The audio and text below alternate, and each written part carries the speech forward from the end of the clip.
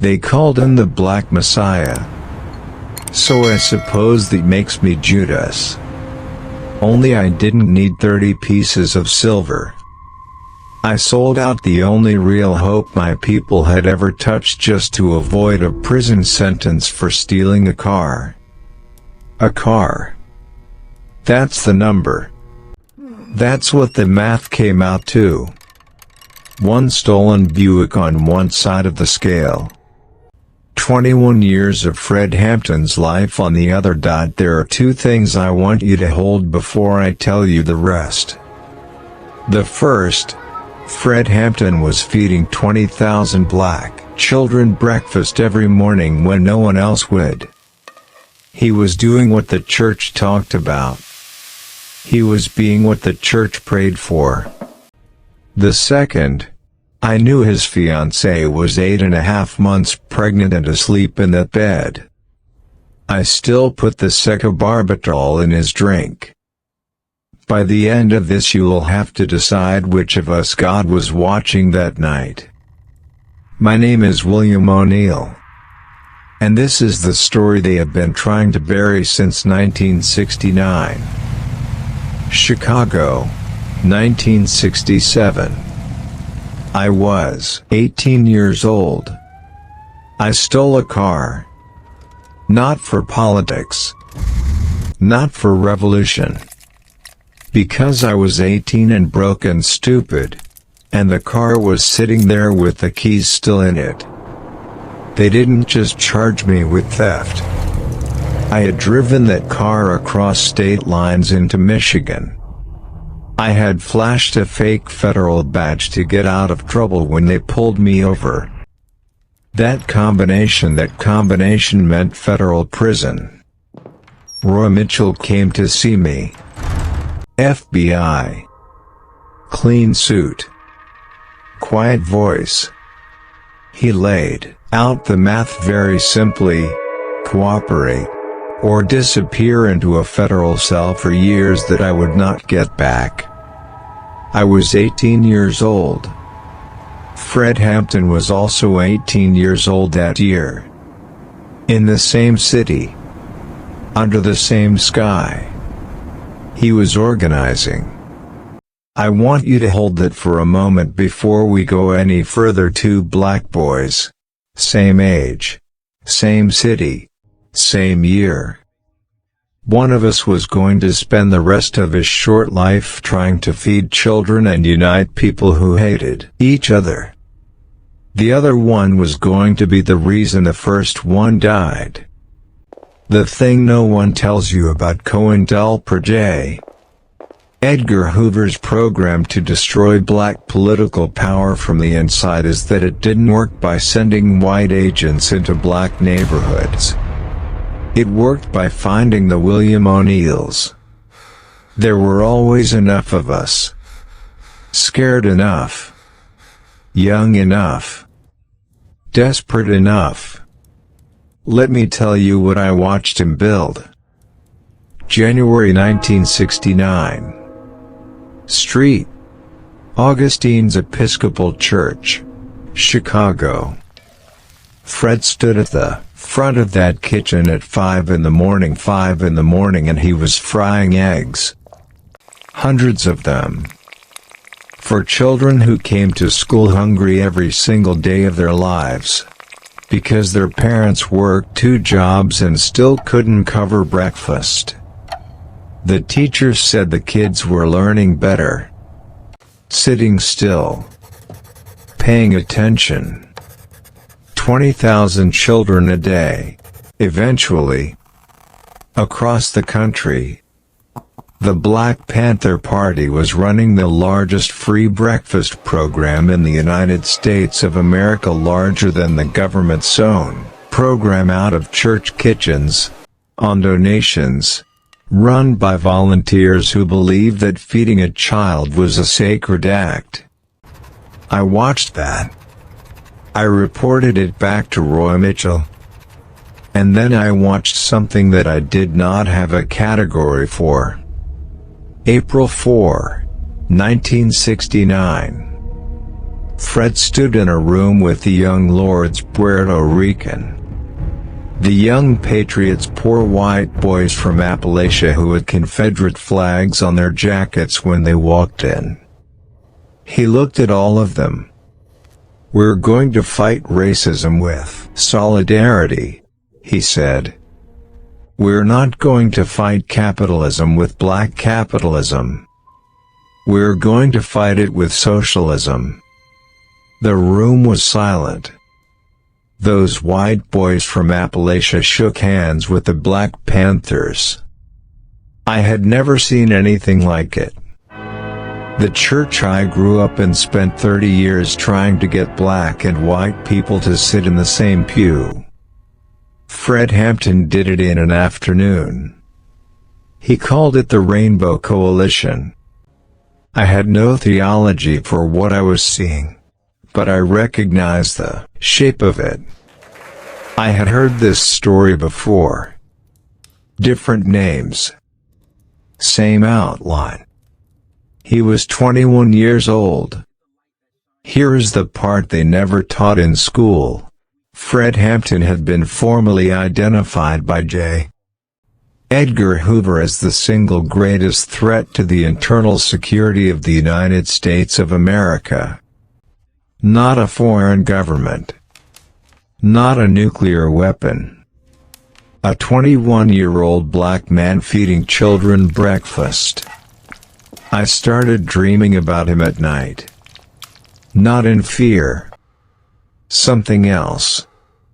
The particular feeling of someone who is watching a miracle happen and slowly realizing they are the one thing standing between that miracle and the men who want to end it. I still showed up to my meetings with Roy Mitchell. I told myself I had no choice. I told myself I was just surviving. Then came the morning Fred gave a speech that I have never been able to get out of my head. I am a revolutionary, he said. He corrected himself mid-sentence. Present tense. Always present tense. I am. By the summer of 1969, something had shifted. The breakfast program was expanding. The Rainbow Coalition was holding. Fred was speaking to thousands of people, and those people were going home different. You could see it the way they held their shoulders when they walked out. Like something that had been compressed for a very long time had been allowed, finally, to open. I began to believe that maybe they couldn't stop him. Not the FBI. Not Hoover. Not the Chicago Police Department with all its budget and all its guns. I began to believe that I want you to understand how dangerous this thought was for a man in my position. I began to believe that Fred Hampton might actually win. Roy Mitchell called me in October. He was not calm the way he usually was. He had a floor plan on the table. He wanted measurements. Specific measurements. The bedroom. The north wall. The south wall. Where Fred slept. I told myself this was for surveillance. I told myself they just wanted to watch him. Monitor him. Gather evidence. I gave them the floor plan on November 19, 1969. Every room. Every doorway. The exact location of the bed where Fred Hampton slept with his fiancée Alkuan Jerry, who was 8.5 months pregnant with their son. I drew the lines myself. With a pencil. In Roy Mitchell's office. And then December came, and Roy Mitchell called me one more time, and this time there was no floor plan on the table. This time there was a question. The question was about secabarbital. whether I could get it into his food without anyone noticing. I said yes. December 3rd. I cooked dinner. I set the table. I poured the drinks. 21-year-old Fred Hampton was so heavily sedated by 10 o'clock that the people in the apartment could not wake him up. His fiancée told investigators later that she tried to rouse him after he fell unconscious mid-conversation. He could not open his eyes. I left before midnight. I want you to hold that detail. I cooked dinner. I set the table. I poured the drinks. I left before midnight. There is a name for that meal in the tradition Fred Hampton and I both grew up inside. It is called the Last Supper. If this story is moving something deep in you right now, just type amen in the comments. Let me know you're here with me. Everything I just told you is true. Every date. Every name. Every measurement I drew with that pencil. But, so is this. Fred Hampton knew. Not about me, specifically, but he knew the Empire was watching. He knew COINTELPRO existed. He knew that organizations like his had been infiltrated, that men like him had been killed, that the FBI had been at war with black political power since before either of us was born. He knew. And he kept going. So before I tell you the other side of this story, the side where you were asked to consider what I need you to ask yourself one question. If you had known, the way Fred knew, that they were coming, would you have stopped? Would you have sat down? Closed the kitchen? Sent the children home? Disbanded the coalition? Handed back the rifles and said, "We surrender, we were wrong to try"? Or would you have done exactly what he did? There is one document they did not want you to read. It is called the Church Committee Report. Senate Select Committee, 1976. United States Congress. 143 pages. It documents, in the government's own language, every step of COINTELPRO's operation against the Black Panther Party. It confirms what Fred's lawyers had been saying for years. The raid on 2337 West Monroe Street was not a law enforcement operation.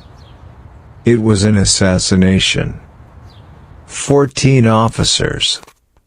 90 to 99 bullets fired.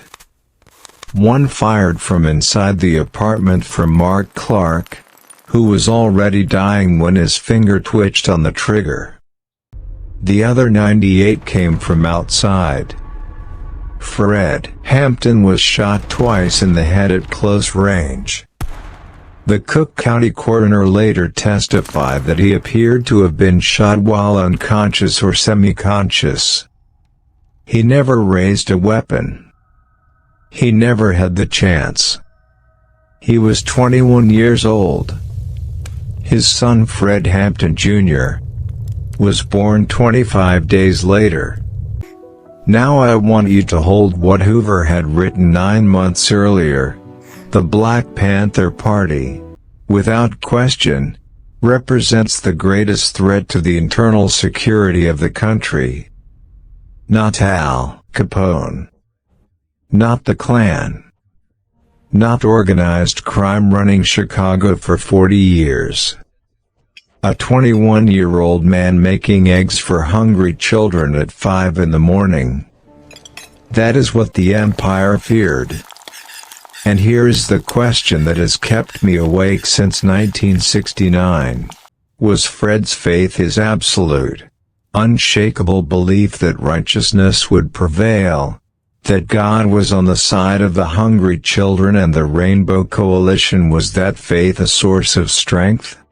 Or was it the precise thing that made him blind to how an empire actually works? The church that raised us taught us that God protects the righteous. That faith moves mountains. That if you are doing God's work, God will shield you.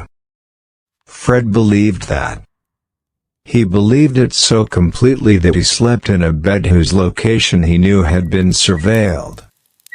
He believed it so completely that he went to sleep in a house he knew the FBI was watching, with the woman who was carrying his child.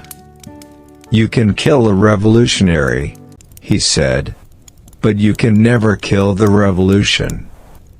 He was right about the second part. But he was wrong about the first. And the people who paid the price for that miscalculation were not just Fred Hampton. They were Akua and Jerry, 8.5 months pregnant, diving to the floor as bullets came through the wall. They were Mark Clark, 22 years old, dead in the doorway. They were the 20,000 children who lost their breakfast program when the FBI moved in and shut it down, called it a threat to national security. Hungry children. A threat to national security. But wait. There is something historians have been arguing about for 50 years that almost no documentary has been willing to say plainly. William O'Neill did not appear from nowhere. COINTELPRO did not invent betrayal. It found the conditions that made betrayal rational, and then it cultivated those conditions deliberately, systematically, in every black community in America. Roy Mitchell did not have to threaten me for very long. Because I already knew, the way every young black man in Chicago in 1967 already knew, that the system was not built to give us a second chance. That a federal charge was a life sentence in a country that did not see us as worth saving. Fred Hampton believed faith could change the calculus. I believed Roy Mitchell. I want to tell you something that I have never been able to say without my voice changing. When Fred gave his last speech November 1969, 1 month before he died, he said this: "Nothing can stop the revolution." He said, I am a revolutionary." And then he said, "You have to understand that people have to pay a price for peace." He knew the price. He just believed it was worth paying. The question I have lived inside for my entire life is not, was he right? I know the answer to that. The question is, did he have the right to make that decision for everyone else? For Akua? For Mark Clark? For the 20,000 children who lost their breakfasts? For me, 18 years old, standing in Roy Mitchell's office, trying to calculate whether my life was worth more than my soul? Fred Hampton chose the revolution. I chose my life. And in January 1990, 21 years after Fred died, I sat in front of a camera for a documentary called Eyes on the Prize, and I told the story for the first time. I talked about the floor plan. About the dinner. About the second barbital. I talked about what I had done. 2 weeks later, on the night of January 15th, I walked onto the Eisenhower Expressway in the middle of traffic. The official ruling was inconclusive. Not suicide. Not homicide. Inconclusive. I leave that word there, the way Roy Mitchell left that floor plan on the table, and I let you decide what it means. Here's what the historical record says. Fred Hampton was killed at 4:45 in the morning on December 4, 1969. He was 21 years old. He was chairman of the Illinois Black Panther Party. He had spent the last 2 years of his life building a free breakfast program that fed tens of thousands of children, negotiating peace between Chicago street gangs, and constructing a multiracial coalition that frightened the most powerful law enforcement agency in the United States of America. The civil lawsuit brought by Hampton's family was settled in 1982 for $1.85 million paid by the city of Chicago, Cook County, and the federal government. That is the government admitting, in the language of dollars, what it spent 30 years denying in the language of press releases. William O'Neill received $10,000 from the FBI for his work as an informant. He received a commendation from Roy Mitchell. He spent the rest of his life moving from city to city, changing his name, living under the weight of what he had done. In 1990, he came forward. In 1990, he was gone. The Church Committee Report Senate Investigation, 1976 concluded that the FBI's COINTELPRO program had operated outside the law. That the raid on Fred Hampton's apartment was not a law enforcement action. That the government of the United States had targeted a 21-year-old man not because he was dangerous, but because he was effective. 43 churches across Chicago held memorial services the week Fred died. The free breakfast program was eventually absorbed into the federal government's own school lunch program, the one that exists today. The idea Fred Hampton ran out of church kitchens became national policy. He was right that you cannot kill the revolution. If you believe someone you love needs to hear this story today, share this video right now. That is your blessing to give them. What stayed with me most about Fred Hampton was not the speech, not the Rainbow Coalition, not even the breakfast program, extraordinary as it was. It was the fact that he corrected himself mid-sentence. I am a revolutionary. He caught himself using the past tense and he refused it. 21 years old, and he already understood something that takes most of us a lifetime to learn, that the work doesn't end when you do. That what you build in faithfulness outlasts you. Fred Hampton was right about that. The question he leaves behind, the one that 20,000 breakfasts and 90 bullets and one floor plan drawn in pencil cannot answer, is whether knowing the price, and paying it anyway, is the highest form of faith. Or whether it is the cruelest kind of certainty. Everything you heard today, every date, every name, every measurement drawn in that apartment comes directly from the historical record. Black Against Empire, The History and Politics of the Black Panther Party, by Joshua Bloom and Waldo E. Martin, Jr., University of California Press. The Assassination of Fred Hampton, by Jeffrey Hawes, the civil rights attorney who spent 13 years proving what happened in that apartment. The Senate Select Committee Report, The Church Committee, 1976, Book 3, United States Congress, in the government's own words. COINTELPRO documents declassified by the FBI under the Freedom of Information Act. Full citations and links to every source are in the description below. Because Fred Hampton's story deserves more than assumptions. It deserves the truth. You have heard two versions of the same night. In one version, Fred Hampton was a prophet who died because he loved his people with a faith that would not bend, and that love fed 20,000 children, united enemies, and changed the country in ways the Empire could never fully undo.